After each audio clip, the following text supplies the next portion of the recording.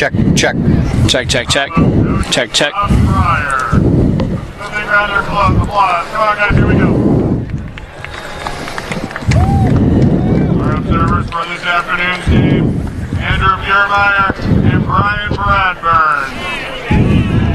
2 minutes to game time, gentlemen. 2 minutes.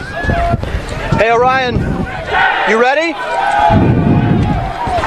Yeah, go for it.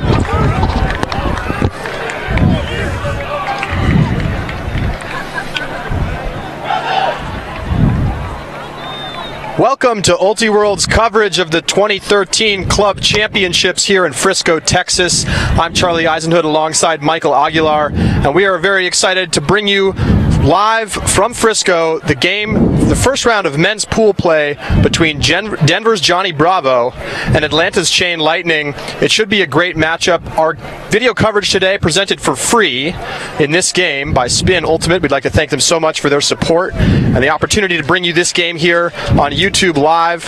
It's an exciting time for us to share this really great first round matchup. None of the men's teams have played yet today. They all begin play here in the third round, so everybody coming in with a clean slate. These teams have a lot of history going back not only this season but to last year. And Michael, why don't you talk a little bit about some of that? These are two teams that are very similar, and that is evident just in their strategy and their approach to this game. Both of these teams, both captains talked about how the big thing they're looking to do is to take the other offense out of its rhythm. Ryan Farrell told me that at Terminus, Chain did a great job of scoring quick with their kind of classic chicks love the long ball type offense, and he said that we're going to see some zone, we're going to see some junk, we're going to see a lot of effort from Bravo to take Chain out of their rhythm. And Mark Poole told me, hey, we're going to look to do the same thing on defense that Bravo is going to be looking to do to us. It's no mystery to either of these teams what the other team is looking to do. We'll talk about some individual players and matchups shortly, but this game is underway. It's Chain pulling to Bravo to start things off here. That disc is going to land inbounds, and it'll be Bravo centering the disc and getting things moving here. This Bravo offense tends to run pretty standard horizontal stack. We'll see what they do here today. We have a call on the field. Travel call. It's Ryan Farrell, one of the captains of this team, holding the disc. Farrell, a member of the World Games team that traveled down to Cali, Colombia to represent the United States and came home with a gold.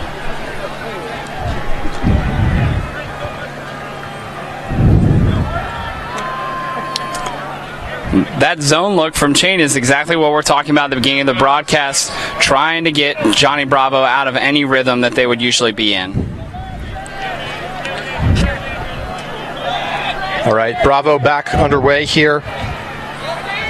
Bart Watson, one of the new pickups for Johnny Bravo. We'll talk a little bit more about that later today. Gets it ahead to Jimmy Mickle on the far side. Mickle, one of the big names on this roster as well. Former next-gen player, and he'll be an impact player on this offense. Watson moves it to the far side. Here's Mickle, thinking about going deep. And Atlanta running a man here, a little bit switchy, a little bit poachy. Big bid there in the middle. That's Frank Wooten trying to get that poach layout block in the lane. Foul call away from that throw. And this is a really slow developing point. This is exactly what Mark Poole said that Chain wants to do. The more passes, the better here for Chain's defense. And right now, Johnny Bravo is having a tough time moving the disc up the field. Stoppage here. Talking with the observers. The disc will stay with Westbrook. Owen Westbrook with the disc. Wooten on the mark. Great strike cut there. And another stoppage as Byron Liu makes contact. And right away we've got a TMF being issued. It looks like to Frank Wooten, surprisingly enough, considering Byron Liu just smacked the disc out of Farrell's hands. TMF against Chain Lightning. So right away, a TMF in this game. First warning for Chain Lightning. For me personally, I like to see observers dishing those out early and kind of controlling the pace of the game. That's what they're there for, to make sure these types of things don't get out of hand.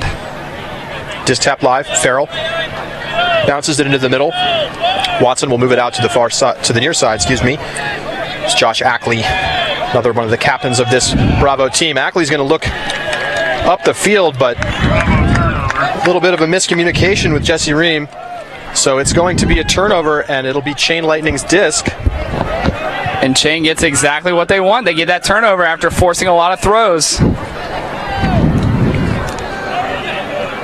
So we'll get a first look at this Chain Lightning defensive offense. Tyler Conger with the disc on the cone. Lots of fast, aggressive play here early from both teams.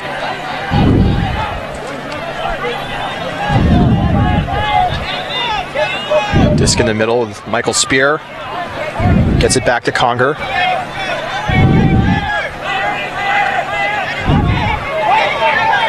Russell Snow to Conger. Back to Snow. Patience here from Chain after getting the turnover. Good throw over the top to Snow. Now Lou.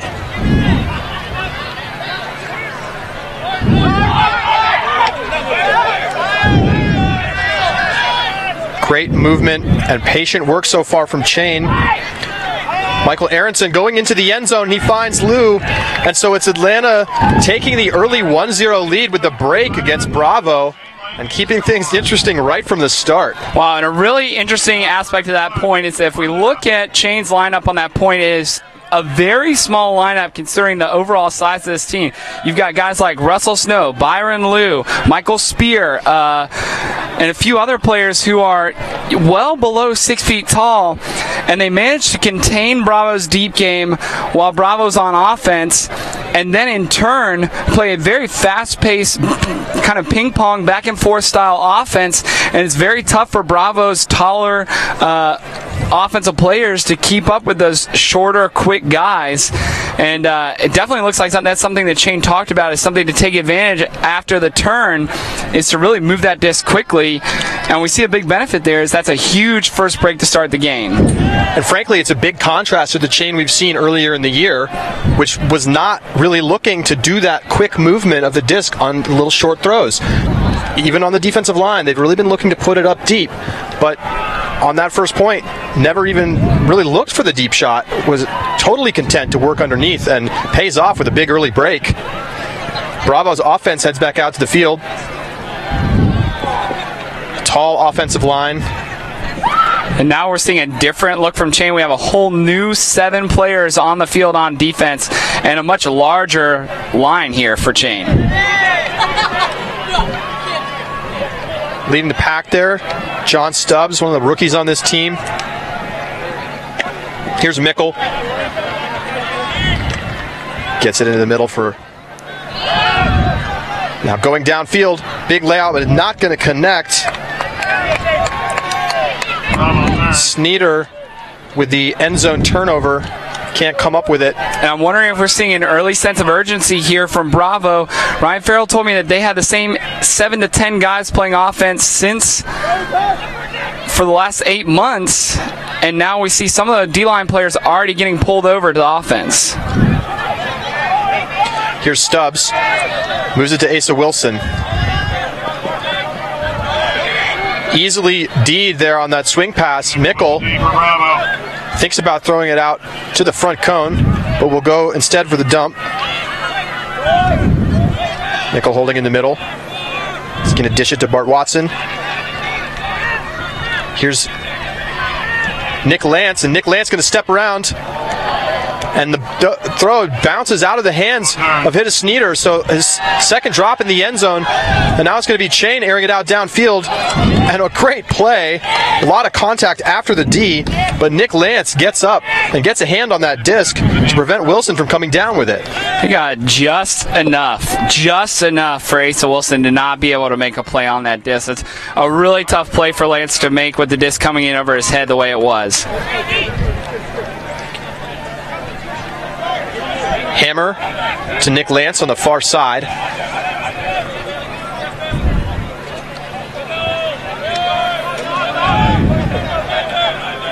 Not coming underneath. Watson looking deep. He's going to air it out. Looking for Jackson Kluwer. And Kluwer is going to make the catch. Great layout. And Bravo's on the board here. Things all tied up here at ones. If you're Chain, though, you have to be happy with that possession. You got 2 turnovers, albeit they were both kind of unforced errors on Bravo's part, but you forced them into some things that they were uncomfortable with. And even there, Kluwer, who's a very athletic player, has to lay out to make that play in the end zone.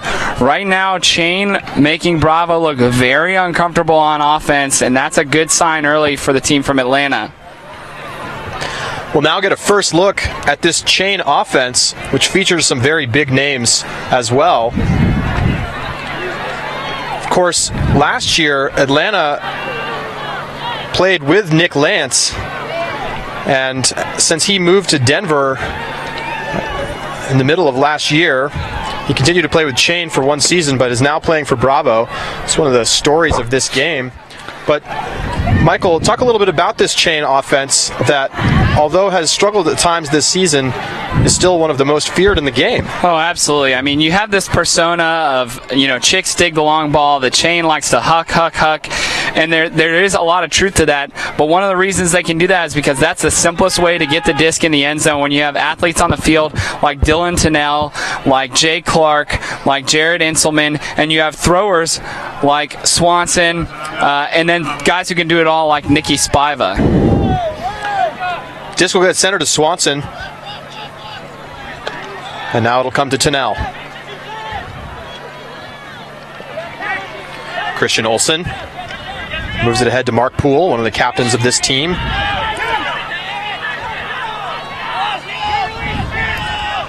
Swanson up the sideline to Tennell.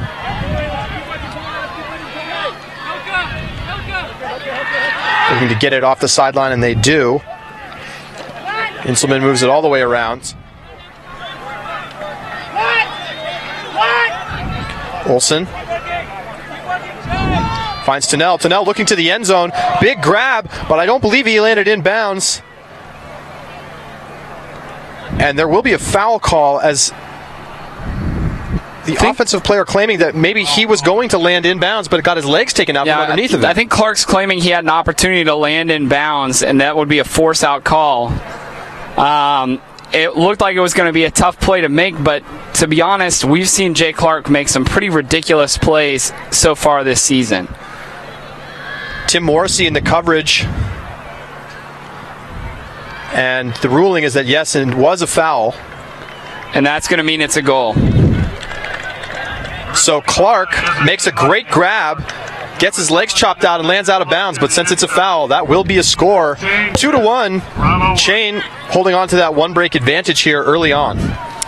And we talked about how Nick Lance has kind of departed from Chain, but the guy who's really filled his role is Nicky Spiva, who has really stepped up as a part of the World Games team and has played a larger and larger role throughout the season. Even more impressive considering that he's commuting to Atlanta to play for Chain from New Orleans. But as you see, as he played on the second D point for Chain and then on their first O point, they consider him to be a very important, very valuable part of this team. 2-1 the score. You're watching Ultiworld's coverage of the 2013 National Championships here in Frisco, Texas. Presented by Spin Ultimate and Rise Up Ultimate. And on your screen, in between those points, you saw a very fiery huddle with the Johnny Bravo defense. They were really intense, very disappointed in the way that point worked out, and it's clear that they have a very intentional strategy going into this game. They prepped a lot for this game, and they really want to kind of enforce their will, and we're disappointed they were unable to do so on that point. Pull goes up from Jonathan Monforti. And it'll be Bravo working it into the middle for Watson. Watson calling Ream underneath. Big gainer. Ream thinking about going up the field. Instead, dishes it back. Pick called. Pick called. Just likely to go back to Westbrook. Right now it's with Ream. It looks like Lou was echoing a call that he thought he heard in the middle of the field, but he did not. And so there's going to be some confusion about where the dish should go, as Wooten had stopped. And it looks like the observers are going to enforce the one continuation rule because that call was made. So the disc will go back to Westbrook with Tyler Conger in coverage, and it comes back to Ream anyhow. Nearly landed out of bounds. In fact, did land out of bounds. So the observers talking now about what will happen. I believe since it was a pick call, that should be a continuation and a turnover. And I think the observer's point is that in and out are active calls for the observer. Ream not happy. He's going to get a TMF. So each team with a TMF here early. Both teams know how important this game is. Yeah, these teams are fired up to win this game. Monforti on the sideline. And it's going to again be picked off by Mickle, who's simply poaching in the right spot at the right time. And Watson's going to punch it into the end zone, finds Westbrook, and Bravo puts another one on the board. It's 2-2. Chain's got to be disappointed with that outcome. They had the disc in their hands with an opportunity to continue to extend their lead, and they weren't able to do so. But to the other side of that point, if you're a Bravo fan, you got to be glad Jimmy Mickle's on your team. I mean, we talked at great length at the end of the college season about the quality of player that he is, but you can see even here in the club game, he's a guy that has an eye for what's happening on the field and has the athleticism and the ability to make all those plays. I mean, that's 2 Ds on his part that he's made clap catches for. He's just been in the right place at the right time and then turn around and has an impact on the offensive side of the field. If this game stays tight late, I imagine you're going to see a lot of Jimmy Mickle on both sides of the disc here for Bravo. Mickle, certain to be one of the favorites for the Callahan Award in this upcoming college season, returning for a 5th year to Colorado, where he plays with Mama Bird. And the pull is up from Bravo. This game all tied up at 2s. And the Chain offense back on the field. Inselman holding near the brick mark. Mark Poole over the top, finds Clark.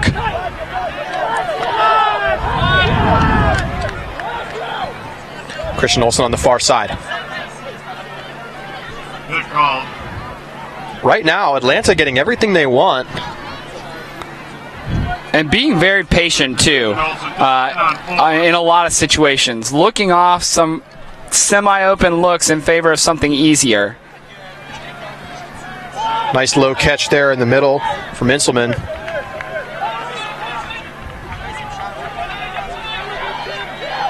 Starting behind the sideline, Scuber from Clark into the end zone. Finds Mark Poole, and it's 3-2 Chain. Smooth offense and little resistance there from the Bravo D-line. Very little resistance. Chain's offense, as we said, they're looking off some things that are questionable for easier looks. And you see a really good connection there. And Jay Clark definitely loves his Scuber, and he used it very effectively there. Something I do want to bring up is you were talking about Jimmy Mickle and returning to Colorado for his 5th year. Both of these teams have some really great pipelines to talk about. With Johnny Bravo, you want to talk about the Colorado pipeline.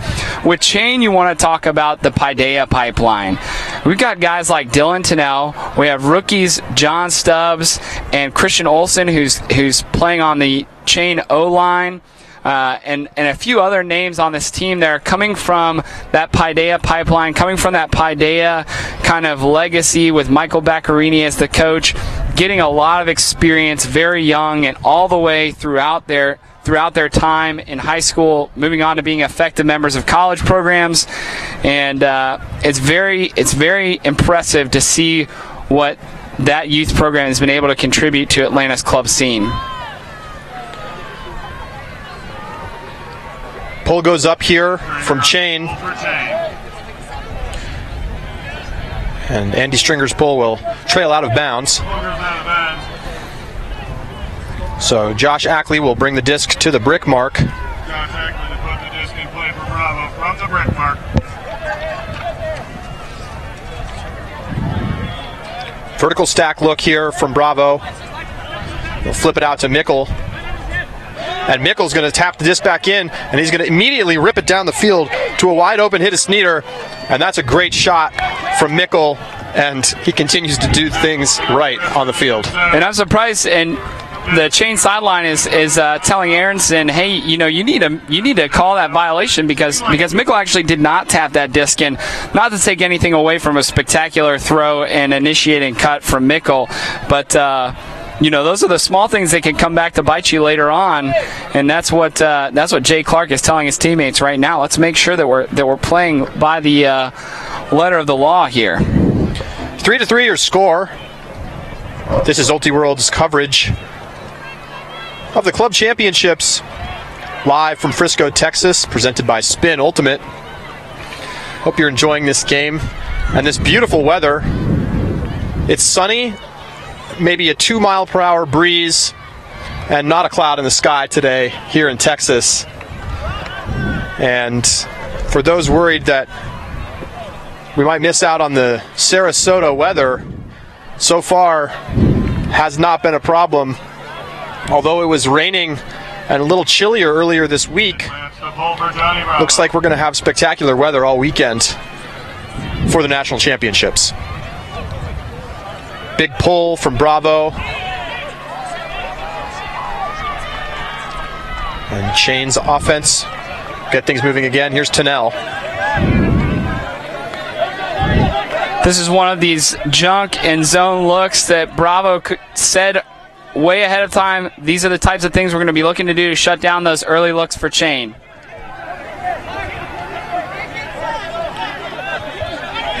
Comes back to Tennell on the near side. And he'll throw a hammer.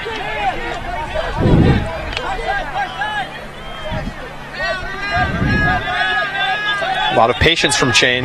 Better pressure here from Bravo.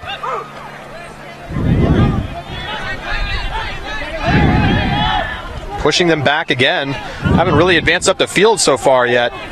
Tennell moves it ahead to Swanson.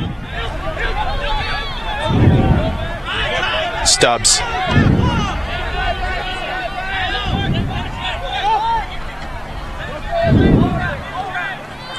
Here's Nikki Spiva.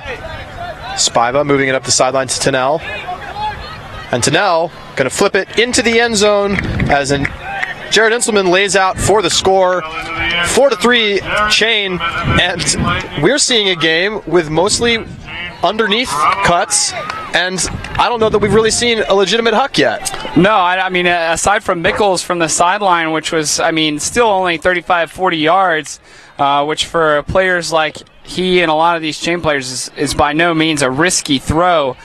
You're right, this has been a very underneath game, a very smooth game, which you can take one of two ways. Either one, both of these teams has committed to do something different in order to kind of shake up the opposing defense, or two, the opposing defense is getting exactly what they want, and that means that Bravo is shutting down the huck. That means that Chain is shutting down the huck, and we saw that opening zone from Bravo on that point, which did exactly that. Took away that pull play, made Chain work the disc a few times, got into a high stall count situation.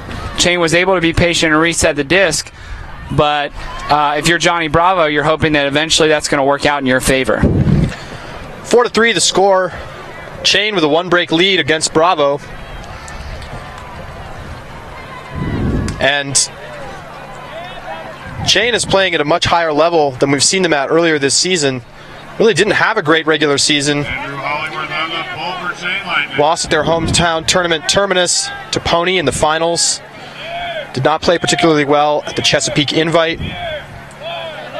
And were inconsistent at the Pro Flight finale in Davis, California, but they got a big win as we watch a D, but immediately a call as Ackley claims that he had that disc secured before Lou knocked it out of his hands. And Lou is another young Atlanta player that has really come into his own. He got taken on Chain as a rookie 2 years ago, was kind of a surprise pick. We see the observer overrule the foul call there. But as you can see, he's an extremely athletic person, very good handler defender, and got some legitimate playing time for the U23 men's open team this summer. Big call for Chain as Lou gets credited with the D as the foul call is overturned. The observers had a big impact on the early part of this game. TMF for both teams. And now that big ruling. Hollingworth with the disc, and we have a stoppage on the field. Foul called on the mark. Ream in the coverage on Hollingworth. Uncontested foul, in on one. It's an uncontested foul, so stall count will reset.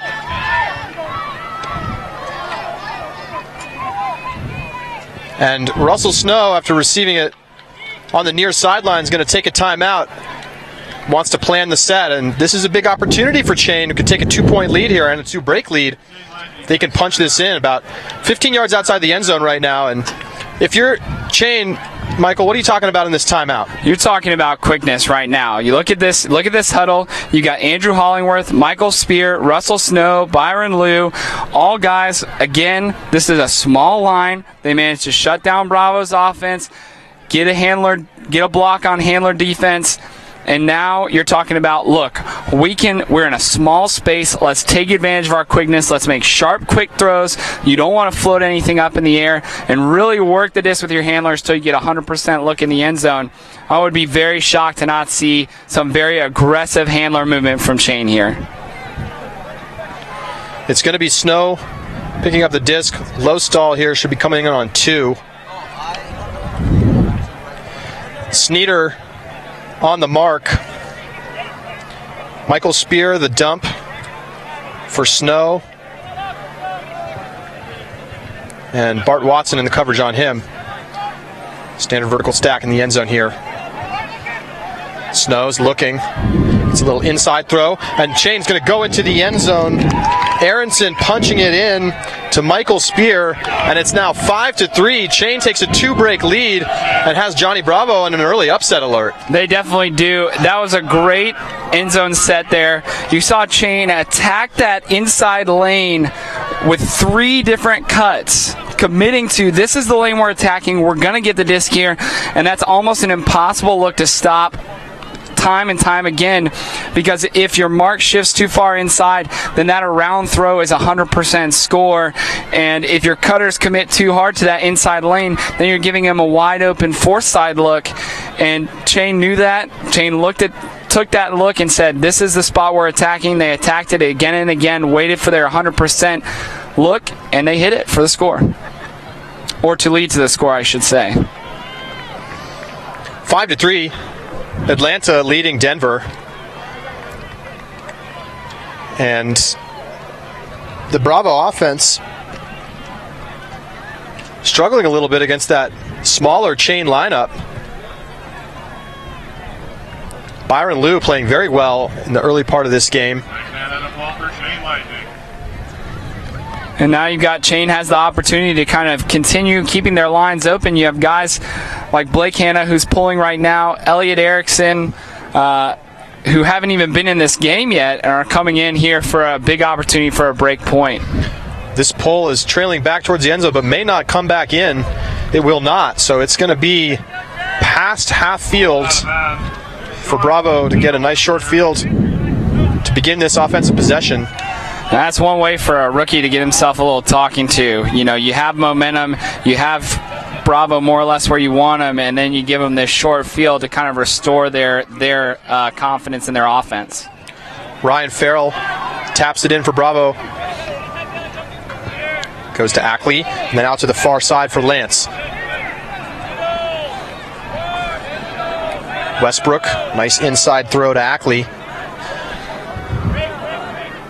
And there's a stoppage. Foul called on the mark. Foul call. Uncontested. Counts in on one. Comes to Lance. Lance finds Mickle. Mickle 1 yard outside the end zone. And he'll throw it into the front cone for an easy score. So Bravo's offense with the short field converts quickly to make it 5-4. Chain still up a pair of breaks. Chain's still up a pair of breaks, but, you know, if you're Bravo, this by no means are you at an insurmountable deficit here.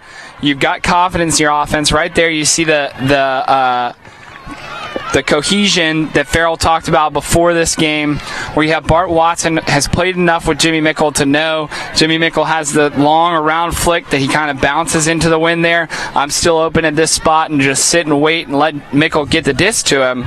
So if you're a defensive player for Bravo right now, you know I just need to get on the field and play as hard as I can, try and force a turnover, and my offense is going to continue to hold ideally, but defensively we got to make something happen.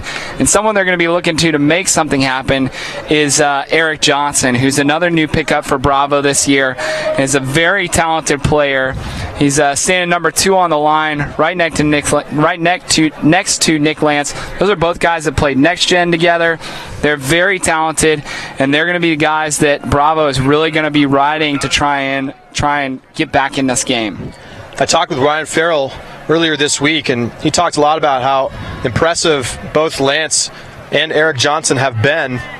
Johnson has really stepped up as a huge component of this defense, and we'll probably see him make some plays before the end of the day. We see him poaching in the lane there as Chain bounces it out towards the far side.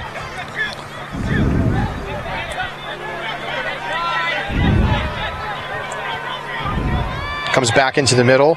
Spiva. Snow moves it back to Spiva. And now to the near side for Leonard.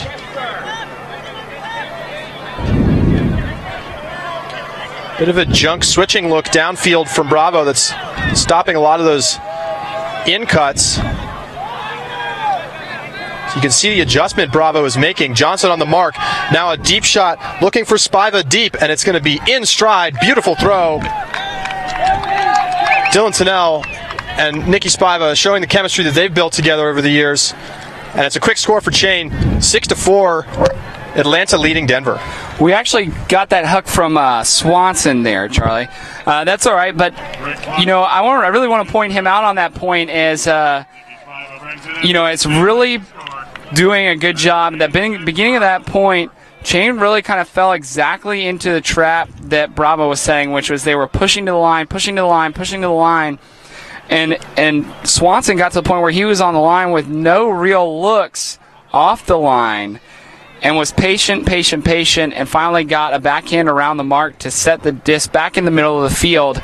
And that was really the moment that Bravo had to abandon that junk look and get into a more traditional defense and try and force Chain to do something they didn't want to do that way. And so Swanson has been a mainstay on this team for a long time, has incredible throws, great ability to break the mark, and as you saw there, huck the disc as well.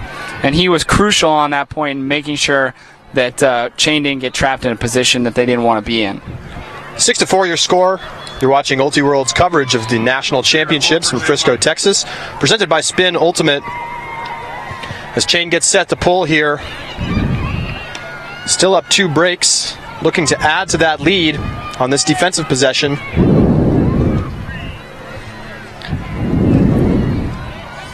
And pull goes up. This is also trailing out of bounds, and it's another brick from Chain. This time we'll only go to the brick mark. You still got to be disappointed with that pull. I mean, you're giving Bravo an opportunity. Your goal is to stop their pull plays. You're giving them an opportunity to set up perfectly for their pull play. You'd really like to see something better from your defense. Miscommunication in the coverage, and Mickle gets wide open deep and has the throw delivered to him. Easy score there for Bravo after the miscommunication from Chain. 6-5. And I almost feel like one of those announcers in college football that just won't stop talking about Johnny Manziel, but it's hard to stop talking about Jimmy Mickle's impact on this game when, again and again, he's either catching the disc in the end zone or putting it to someone in the end zone. And when you have a defender like Frank Wooten almost just falling down in coverage, that gives you an idea of just how talented of a player Mickle really is and how much he means to this Bravo team. Looks like Mickle is set to stay out on this defensive line with the pull and try to make an impact that way. Known for big pulls.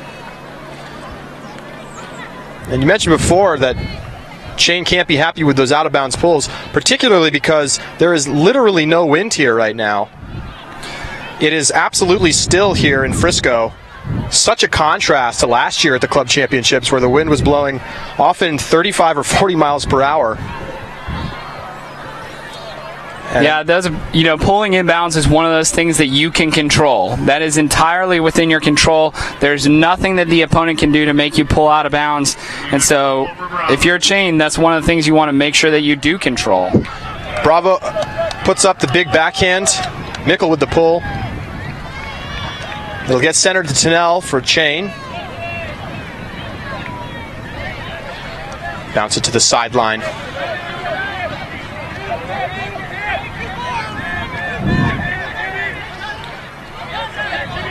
Not a lot of open cutters downfield for Chain as they get pushed back into their end zone here.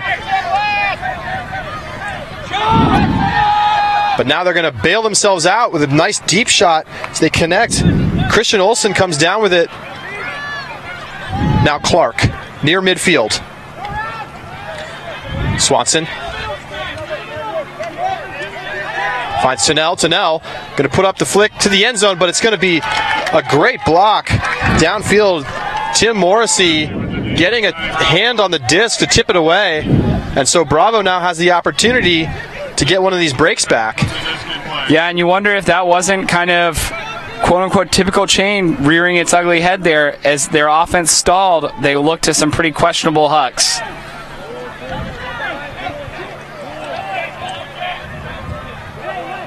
Nick Lance holding for Bravo. He'll throw the blade out to the Jackson Kluwer on this near side. Evan Paget gets it to Jack McShane, who's going to air it out, looking for Mickle. Mickle in a great matchup, and Mickle's going to come down with his second consecutive point, and it's now 6-6. Bravo ties this game. Charlie, they're making me say it again. Jimmy Mickle right now looks like the best player on the field. Everywhere he's been, he's made an impact, and it's hard, from the commentating perspective to find something different to say about him. So at a certain point, you just have to let his play speak for itself. Beautiful deep cut. Two defenders in coverage, but not near him. And even if they had been, that's still an advantageous matchup for Mickle. So it's all tied up here, 6-6 in Frisco. Bravo getting their first break of the game. And we may get a little bit of a different look here from this Chain offense.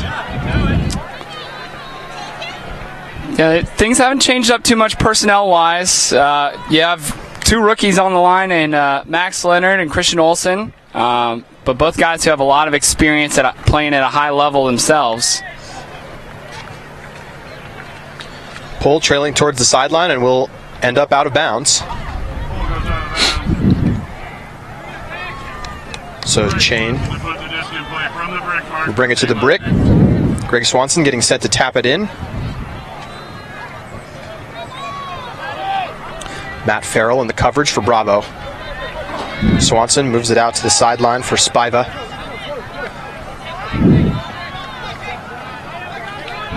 Here's Poole.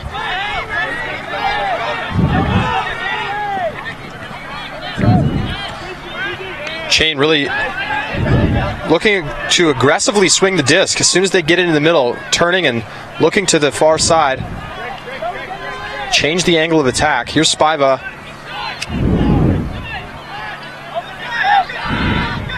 Tight dump set, and it's going to be a D. Matt Farrell getting the run-through block and streaking deep immediately.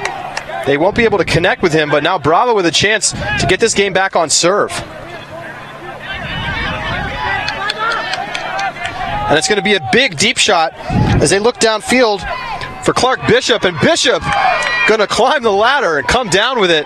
A great play, and this game is now back on serve with Johnny Bravo taking a 7-6 lead over Chain and has the momentum all in their favor after a little 3-0 run. And you really have to be worried if you're a Chain Lightning fan right now, because that's back-to-back points where we saw Chain fall into bad habits that it's known for.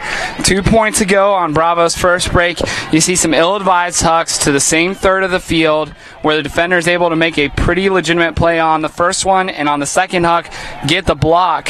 On this last possession, you saw a very poor reset situation for Chain. You had Inselman and Swanson both come back to try and get the disc in the dump space from Nicky Spiva, and bringing Swanson's defender coming into that space meant that Spiva now had to throw in between Inselman's defender and Swanson's defender, and that window was too tight for him to make an accurate throw to, and you get a turnover out of that. And so Bravo in front for the first time this game. It's 7-6.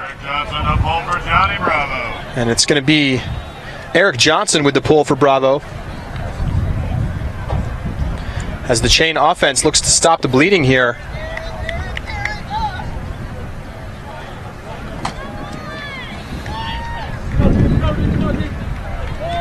Pull lands deep in the Chain end zone and will get centered up to Hollingworth. Will Lockey dumps it back. Excellent defensive pressure from Bravo here. Finally get a throw upfield, and foul called as Ryan Farrell ran through Joel Wooten's throwing arm.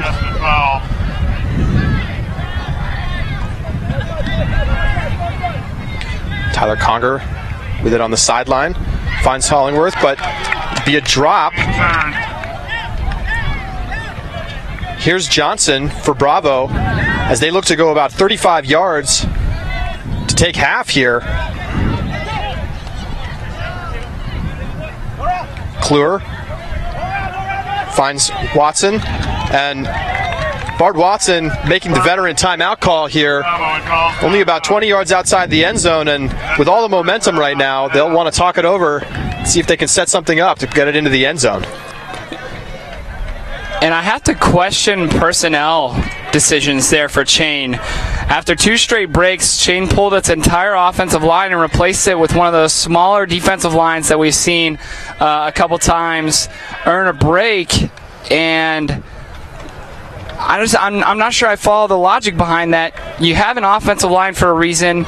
It's a group of guys that you're comfortable with, that you think have a high level of chemistry, that are very talented, with the disc in their hands, and have a good sense for the field downfield.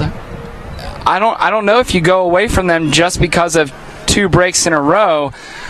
Me personally, maybe you'd rather burn a timeout and talk it over, or something a little less drastic than completely pulling a wholesale line switch. But that was what Chain decided to go with, and sure enough, Bravo earns another turnover and is knocking on the doorstep now. Watson has the disc in his hands. Watson, a former Revolver player, has championship experience. And want to give you a quick score update. Minneapolis Sub-Zero took half on Toronto Goat, the number 2 seed of the tournament, 8-3. We will keep you posted on that game, but that's a wild result in Pool B. Goat coming out a little bit slow against a Sub-Zero team that has showed signs of being one of the top teams in this country. And the disc goes live back here in this game. Watson finds a wide open cutter in the end zone. Henry Conker all alone at the front cone. A defensive breakdown again for Chain. They've had a couple of those in this game, and it cost them here as Bravo takes a 4-0 run into the break. It's 8-6 here at halftime in Frisco, with Johnny Bravo now up a break on Chain Lightning.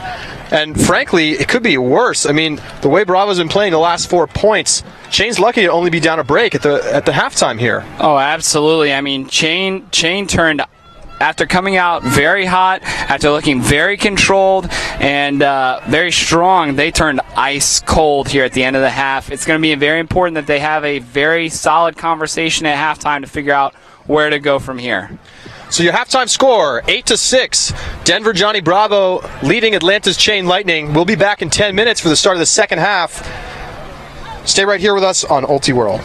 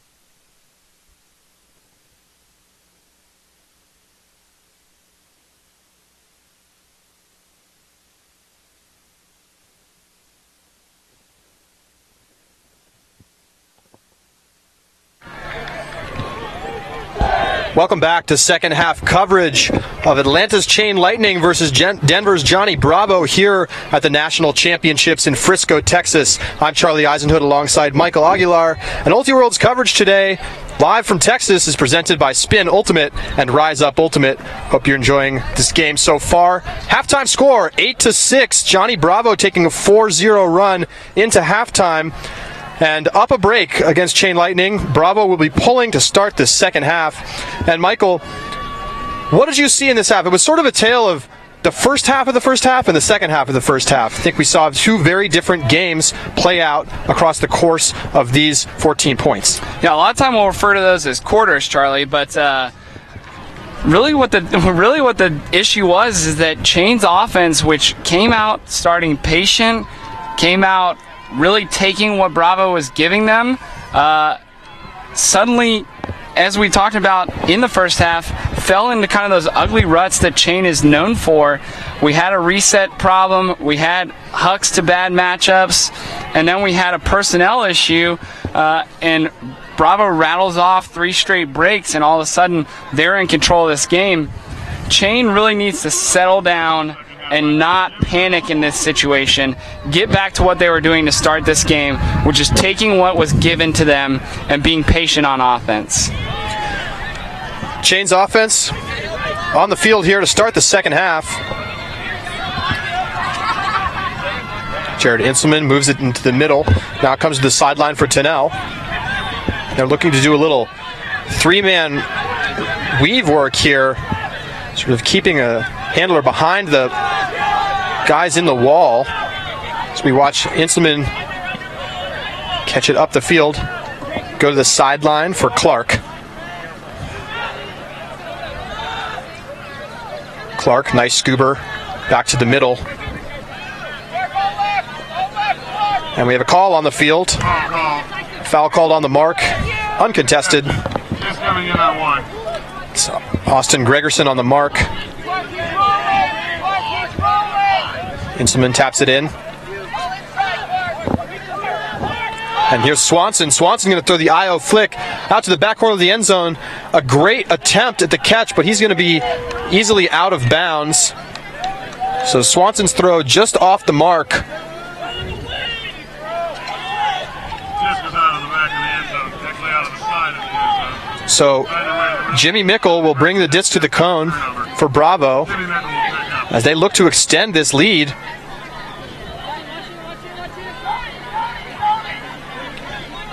Mickle with a big swing.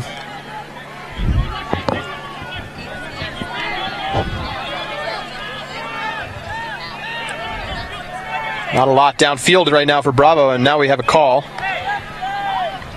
And I believe it was a timeout taken by Mickle. Didn't like what he saw downfield and took a relatively high stall timeout. I think the disc will be coming in around 6. Yeah, I don't know about that timeout call there. You're in the middle of your own end zone. You're giving the defense an opportunity to set up, to know where everyone is on the field, to make sure everyone's accounted for. And especially, you know, when you have a chance to kind of gain momentum, I mean, it really feels like you might be best served by just kind of punting the disc there and making Chain work it back up, as they've proven they've been unable to do the last couple offensive possessions. But that's the route that Bravo went, and it'll be interesting to see how they have to get the disc to the reset as soon as possible. That's got to be the first look here. It'll be interesting to see how they set up to try and make that happen. And as a corollary, what Chain does to try to stop that, because they know exactly what's coming. I think there's a good chance that you're going to see, you know, Mark Poole, some of these smaller guys, maybe Christian Olsen behind the disc here, some quicker guys to try and do what they can to shut down those handler cuts to start the offense here. But interestingly enough, Chain is kind of sticking with the poachy look that they had to start things off, with Tennell in the middle of the field stopping any deep looks, and Poole and Swanson, it looks like, kind of shutting down what's happening behind the disc. It's going to be Inselman on the mark as Mickle, and the stall will be coming in at 8. Stall is up, and Mickle gets rid of it just in time. So still deep in their own end zone. Moving back even further is Chain. Gets ahead to Mickle, and Mickle's going to rip a big backhand. It's going to be Tennell going up against Clark Bishop, and Bishop comes down with it and punches it into the end zone. Outstanding play from Clark Bishop, who now has 2 great catches in this game. And Bravo now extends this into the second half to make it a 5-0 run. And it's 9-6. And that is great body positioning by Bishop. I mean, he's definitely not a small guy, but Dylan Tennell is one of the biggest and strongest guys in Elite Ultimate. And to hold Tennell on his back like that and go up at his best point and go get the disc, that was a really impressive play by him to reel that disc in and to continue this streak for Bravo. And Chain's getting into kind of, you need to make a move mode right now. I mean, you have to stop the bleeding somehow here. 9-6 the score. Bravo roaring back after a slow start to this game. And this brings up an interesting situation for Chain. As a lot of people know, the setup of the club championships this year means less games overall. I talked to Mark Poole about whether or not Chain, with the kind of the elite players it has at the top of the roster, would be shortening its lines at any point this weekend. He said in all likelihood that would not happen today, maybe tomorrow, but at this point, you really want to win this game to put yourself in a good position come bracket play. It'll be interesting to see if that happens. Huge pull from Bravo. Chain will center to Tennell. Tennell gets it out to the far side for Clark. Pick called on the field.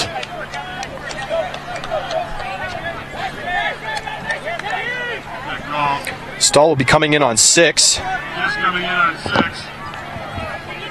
Jay Clark with this for Chain. Kluwer in the coverage on the mark. Spiva with it on the sideline for Chain. Here's Tennell. Tennell thinks about the deep shot, doesn't take it. Spiva moving it around to Inselman.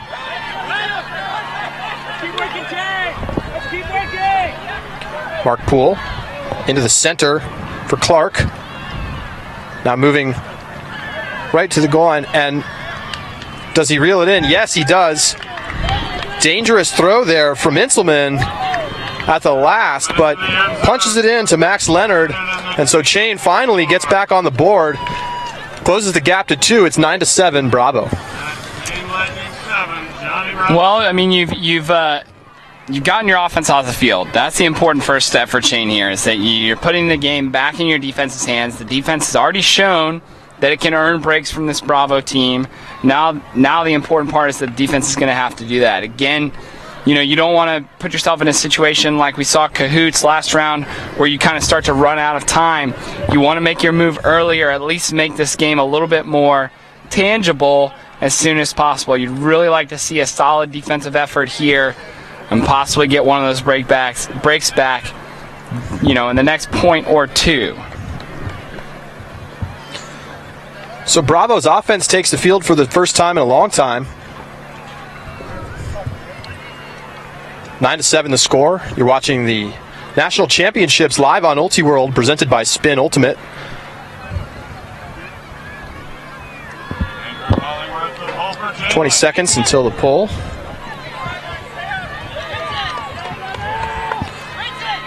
Getting warmer here, up into the 70s now in Frisco.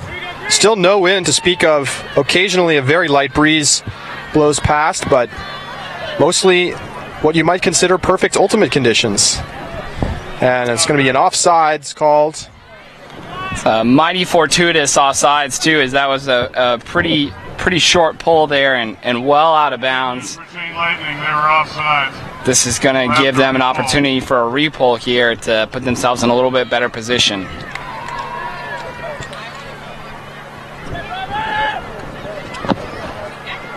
Hollingworth once again for Chain. Hollingworth will get another opportunity here, thanks to his own team being offsides. And here's the pull. much better.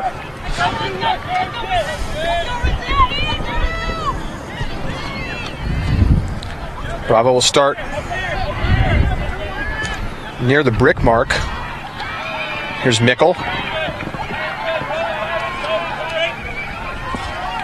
And we've got a pick called. Westbrook clipped to Byron Liu as he was running past.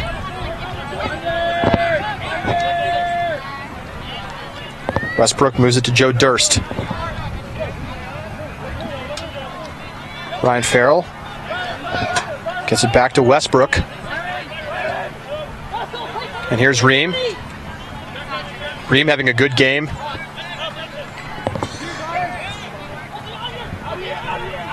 Ackley.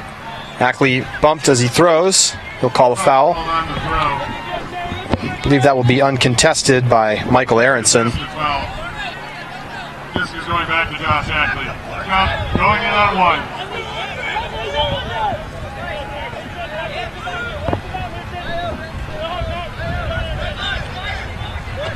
Big bid from the chain defender. Can't get there. Here's Ream on the sideline. Ream going to throw the backhand into the end zone and finds Mickle. So a smooth, patient offensive effort from Johnny Bravo, and they extend their lead back to 3. It's 10-7. And Chain's trying to do some different things to work on Jimmy Mickle and kind of minimize his impact. There they had rookie Trenton Spinks, who's a very tall, very athletic, young ultimate player, matched up with Mickle. As you can see, it didn't really work out in Chain's favor, but they're definitely doing a few things to try and minimize his impact. But all in all, not a big challenge there for Bravo's offense on that point. They more or less, got the looks they wanted, scored without too much of a challenge. And again, if you're Chain, the sooner you can make a move, the better. 10-7 the score. So we see Chain's offense back out on the field. And it's a look at Johnny Bravo's defense. Some of the Bravo players sporting the red hats. All headwear has to be the same at the club championship, so you see consistent hats and some headbands.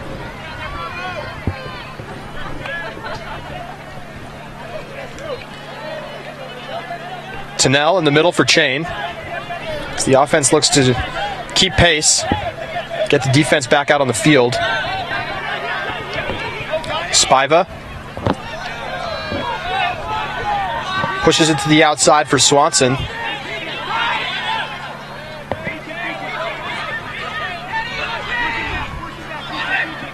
Christian Olsen gets it back to Swanson, who goes out to the sideline for Leonard. There's a pick called on the field, so it'll come back to Swanson.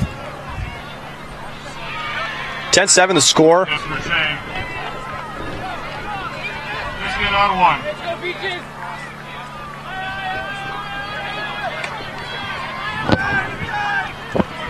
Jay Clark going to throw a hammer, looking for Tennell in the back of the end zone, and will connect. Great throw from Jay Clark, who's having a very good game. 10-8, so the Chain offense gets it done. Chain offense gets it done, but I think that Bravo is definitely, when you talk about, a tournament like this, it's more than just winning and losing this game. It's what you're setting yourself up for in terms of the rest of the day. And Bravo is definitely winning the matchup of what they're setting themselves up for the rest of the day. Just kind of as a small window into that, we saw Matty Zemmel out on the field for I believe the first time this game. And when you establish a lead like this, you give yourself an opportunity to rest players who might not be 100%. You have a guy like Matty Zemmel, who knows how, for whatever reason, he hasn't played many points this game. He might be a little sore, might have a tight muscle here or there. And you're able to kind of let him come into the game at his own pace when you establish yourself early in a game like this. Versus Chain, you really have to dig deep, and you need to play to get back in this game at 100%. So Bravo is definitely putting themselves in a good position for the remainder of the day. 10-8 the score. Chain getting set to pull. Disc goes up.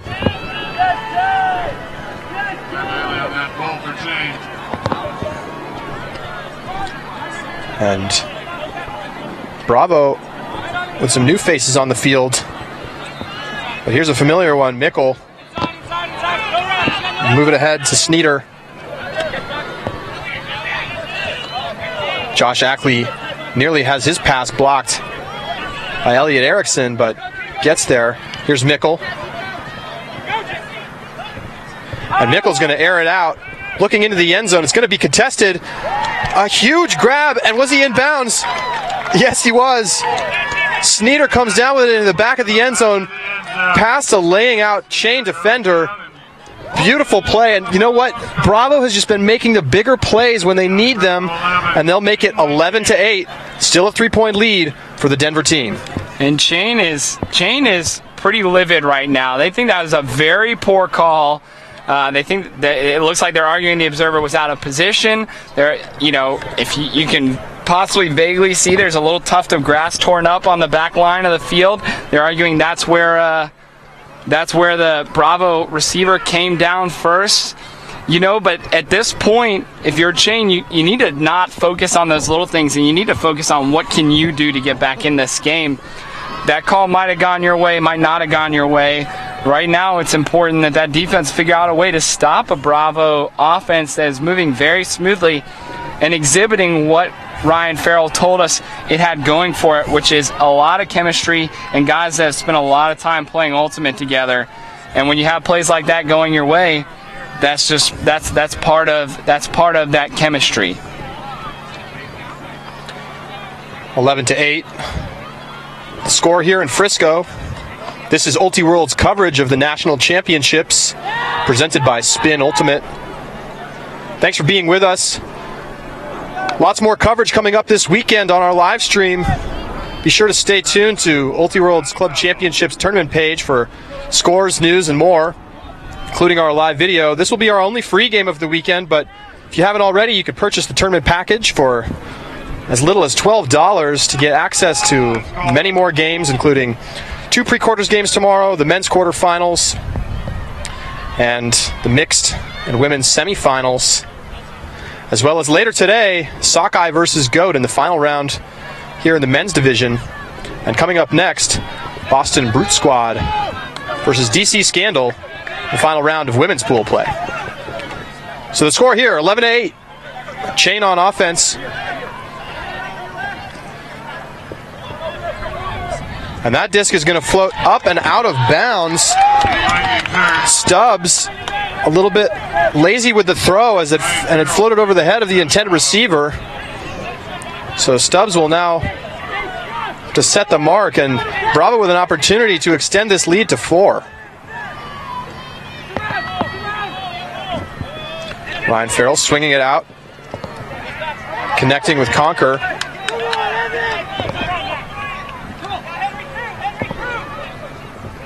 Farrell. Here's Stanley Peterson looking for Farrell and finding him on the nice strike cut. And Farrell will throw a little hammer. There's a call on the field. Pick called. So it was Clark Bishop's man. So Bravo will have it about 7 yards outside the end zone here with a 3-point lead, looking to extend it. Ryan Farrell will check it in.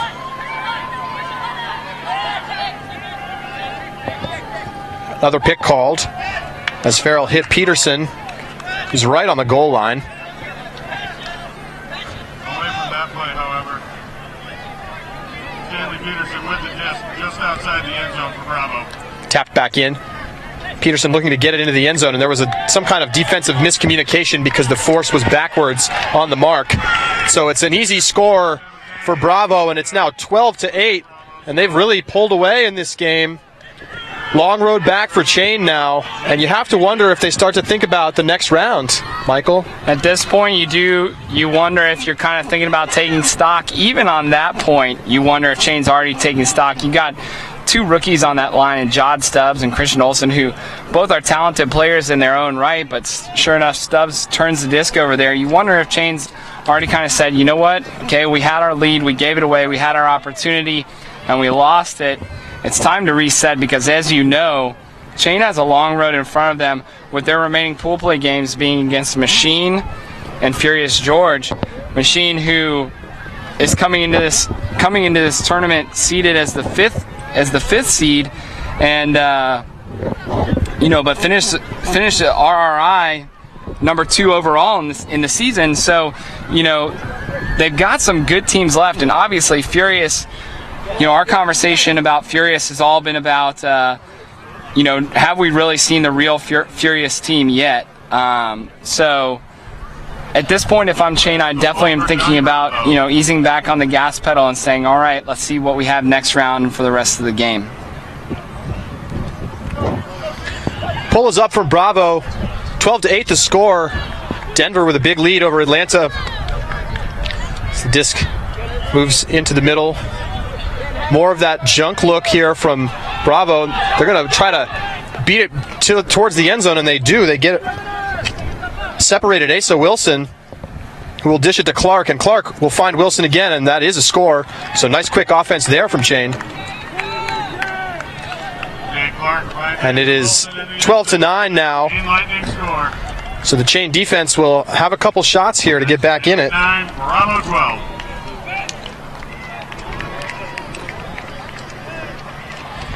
Sub-Zero leading Goat 11-6, and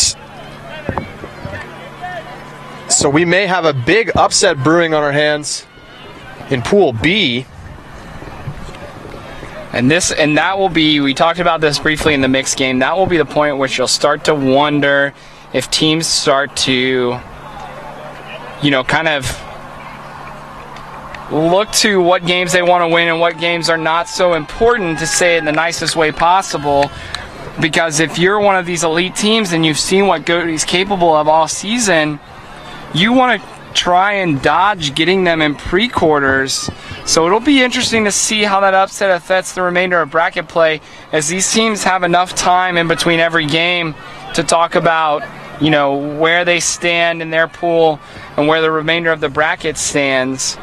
So it might be early to call it with still 2 pool playing games left for everybody, but that'll definitely be something for us to pay attention to for the rest of the day. I think more than anything else, we're seeing what we might have expected to see, which is a lot of interesting results.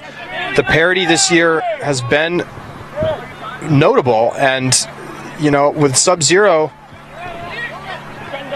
looking like they're about to get a win over Goat, who is one of the hottest teams coming into this tournament, and of course Chain putting up a good effort here early against Bravo. Things very interesting. There's some other scores. San Francisco Revolver only up 9-8 over Washington, D.C. Truck Stop. And Florida United has a lead against Pony out of New York. It's 9-8 in that game. So another potential upset brewing there. Keep an eye on those games for you. Be sure to stay tuned to Multiworld's Club Championships tournament page for more information and tweets from the various games around the divisions.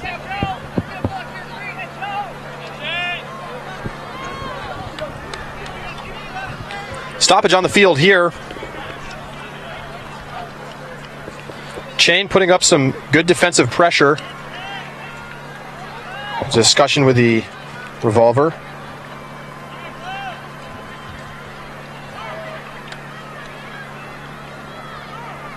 Looks like they're going to head to the Observer for a ruling. Travel was called. And there is no foul, but it looks like the travel call is being upheld. The travel call is upheld. So it will be Johnny Bravo's disc. Josh Ackley The foul call is overruled by with Jack Krieger in coverage. Bravo looking deep, trying to get it to Mickle in between 2 defenders, and he's going to get up huge, go over the top, and now he's going to float it out into the end zone. Is there enough room? Yes.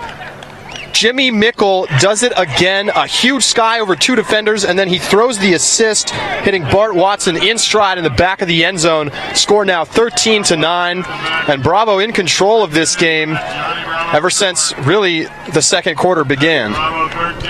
It's true. I mean, and right now, that's the type of play that Ryan Farrell was, estimating would come from this high level of chemistry from this Bravo offense.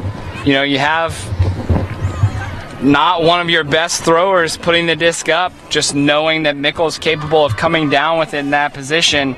And Mickle goes up textbook, holds his position, goes up with his left hand on a disc that's fading from his right to left, gets it at his highest point, and then puts the disc right out in front of where his receiver needs to get it. And I mean, it says something about his level of play when a guy like Bart Watson is just kind of a footnote on the field for Bravo's offense. 13-9 the score. Chain's defense really has not had an answer for this Bravo offense after a couple of early miscues. Nick Lance, the pull for Johnny Bravo. It'll be Nick Lance getting set for the pull here.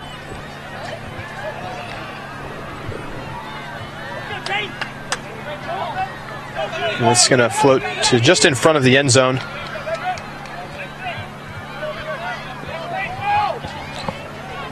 Disc here on the near side with Leonard.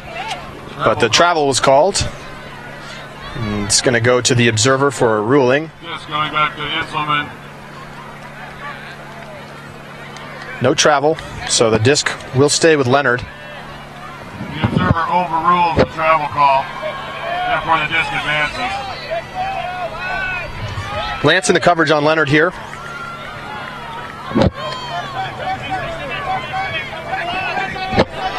Mark Poole looking for cutters. He'll find Inselman. And it'll come back to Poole.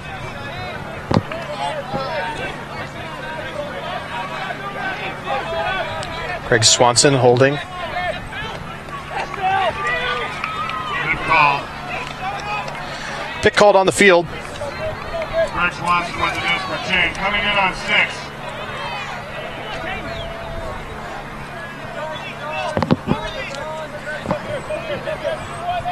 Jay Clark on the far side. Moves it ahead to Poole. Another stoppage. No contest on that. Slow paced point here, Michael. This will come in on 1. Yeah, Chain really slowing it down with their calls. You gotta wonder what the thought is there. Clark holding.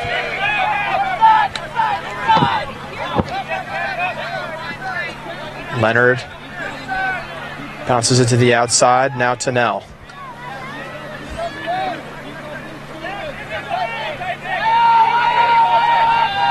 Tennell's going to look into the end zone. 2 teammates in the same spot, but it won't cost them as Mark Poole comes down with it and gets the offense another score here.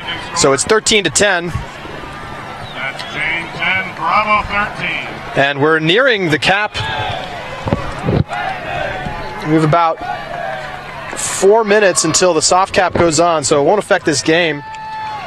Frankly, there is still time for Chain to catch up in this game, but they'd have to make some quick scores happen and really find a level of defensive intensity that they haven't had. Yeah, I was just thinking the same thing, Charlie, but the big obstacle that stands in the way of Chain getting back in this game is that Bravo offense. And quite frankly, since some early miscues and some, as you said, some high-intensity play from Chain, Bravo's offense has looked more or less untouchable. They've really spaced themselves well. They have a very good pace. They know what they're looking to do with each member of the offense. And, with them playing at that level, quite frankly, I'd be shocked to see Chain get back into this game. As they need to score 5 points before Bravo scores 2.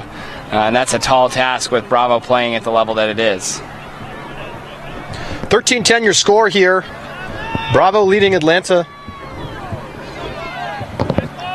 Pull goes up from Hollingworth.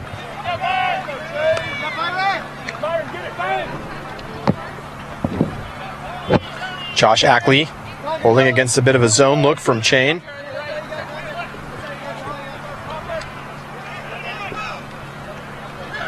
Through the middle to Mickle. Threaded the needle between about 3 Chain defenders. Westbrook throws a little blade to Ream, but Ream can't hang on, and so Chain will have a short field with a chance to get their first break of the second half. They'll look into the end zone and they will punch it in. It's Hollingworth with the goal for Chain after that poachy zone look works out for them after they get the slight, maybe a poor decision throw there. Not quite what he was looking to do, and so all of a sudden it's 13-11. Chain's got maybe a little bit of a run brewing. Now I guess I gotta look out before I speak too soon. You know, I mean, this, as you said, that might have been a poor decision. That might have just been a lack of focus by Ream to reel that in. But here you have it. It's a 2-point game, and you're only 1 break away from putting this game in a position where it's going to be extended. And so Chain's put themselves in an okay position here. It'll be interesting to see what they try and do defensively, as man-to-man they haven't really been able to challenge Bravo's offense, and there, when they force a few more throws, the turnover comes. I'd expect another poachy zone look here, but we will see. 13-11 the score. Bravo still with a 2-point cushion.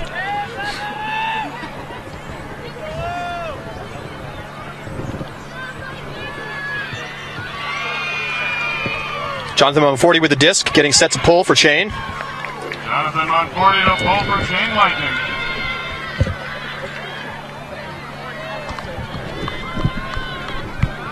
There's the pull from Monforti.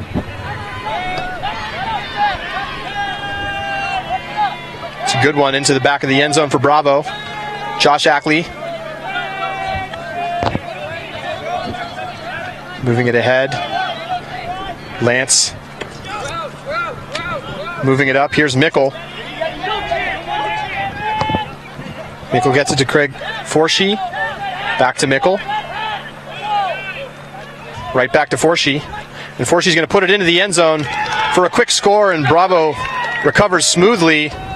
So it's now 14-11. Bravo on the doorstep of a victory here. Need just one more. Johnny Bravo score. That's Johnny Bravo 14. Chain Lightning 11.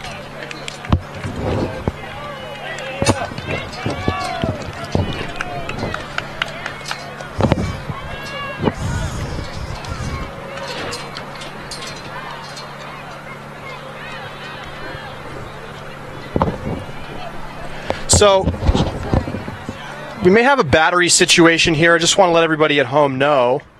We may have to switch the batteries, which could cause a slight delay in the stream. So give us a moment.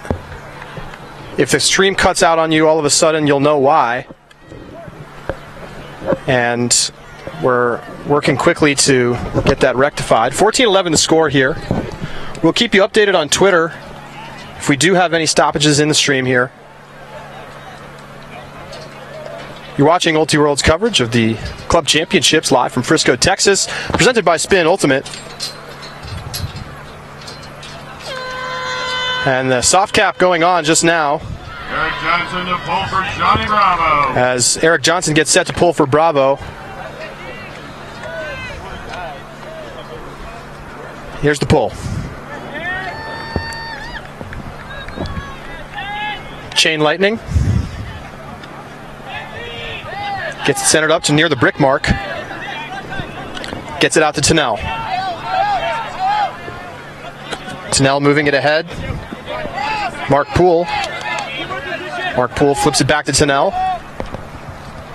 Gets it ahead to Christian Olsen. Olsen's going to call a foul on the pivot. Dennison Betches in the coverage. Olsen fakes. Now moves it ahead.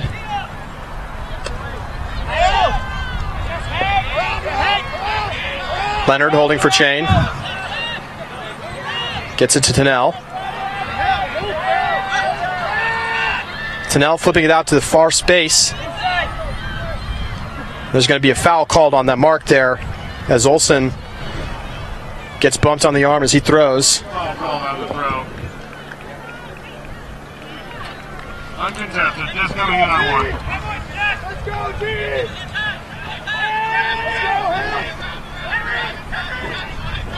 Stahl getting high, has to flip it up, and cannot make the play.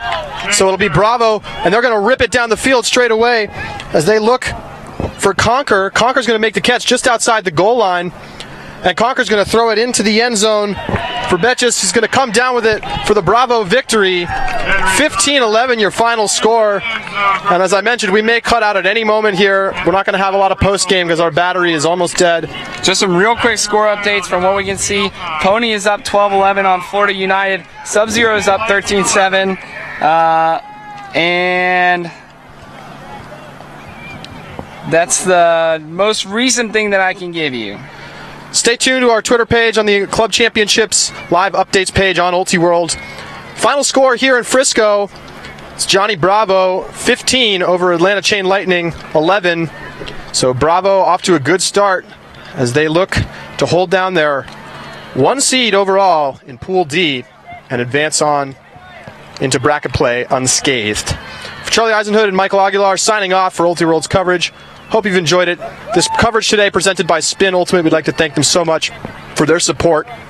And they really were able to make this free stream happen. So thank you to Spin Ultimate. We'll see you back here at 3:45 for the women's game between Brute Squad and Scandal. Hope you'll join us for that. If you haven't already bought the video package, you can buy it on Ultiworld and enjoy the rest of today's games and tomorrow's as well. Thanks. We'll see you at 3:45.